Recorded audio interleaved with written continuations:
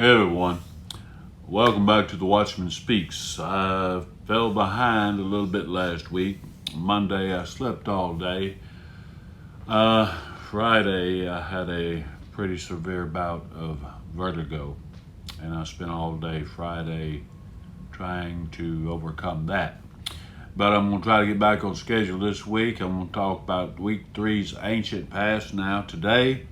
And here we go on week three of the ancient past, just to show you a few things about God's time, the biblical trumpets in the ancient past, and how they're interwoven, how they're locked in together.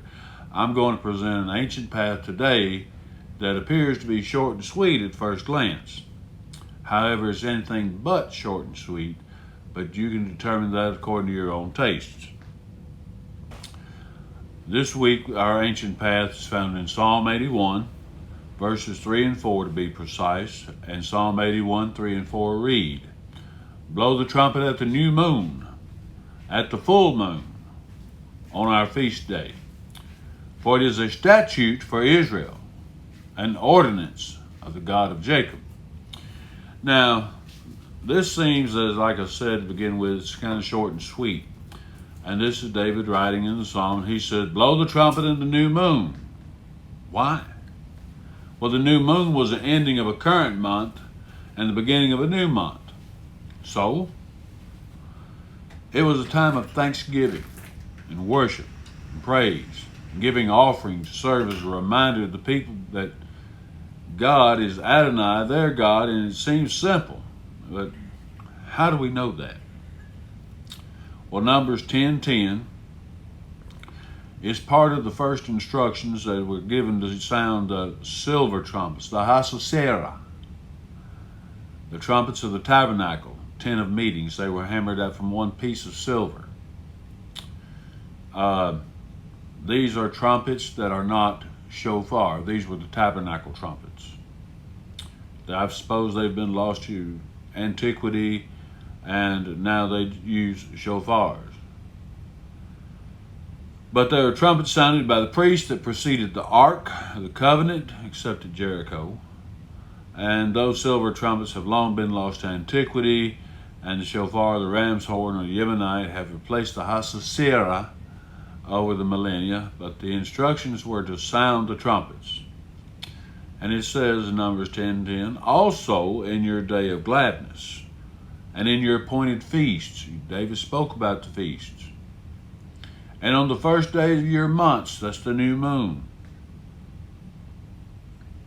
you shall blow the trumpets over your burnt offerings, over the sacrifices of your peace offering, and they shall be a reminder of you before your God, for I am the Lord your God. Now it seems that the day of gladness and the appointed feast, the Passover, Shavuot, and Pentecost, Tabernacles, the first days of the month, the new moon, mid-month, the full moon, were a time of making offerings and sacrifices to God. It is a time of worship, praise, and thanksgiving, as I mentioned earlier. And there's just one problem, though. We don't burn offerings anymore. Jesus, Yeshua, was the perfect Lamb of God presented as a one-time offering that provides our righteousness. Jesus was the perfect Lamb of God, and we are to remember the offering God made on our behalf. We remember lest we forget. And this is not a tradition or a ritual.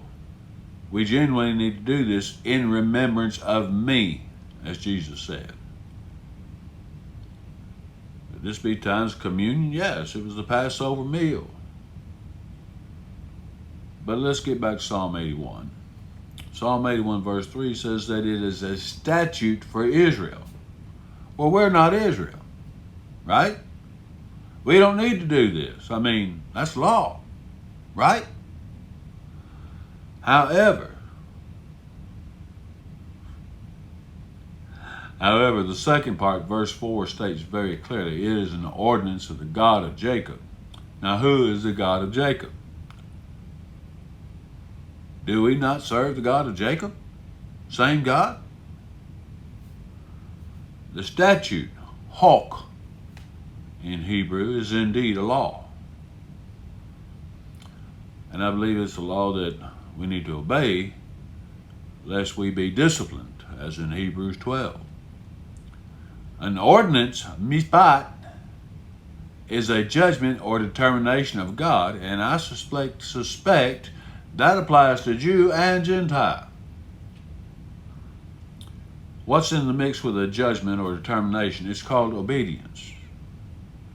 Should we sound the shofar at these times? I think so, in obedience and remembrance of the sacrifice that Yeshua, Jesus Christ, made on our behalf.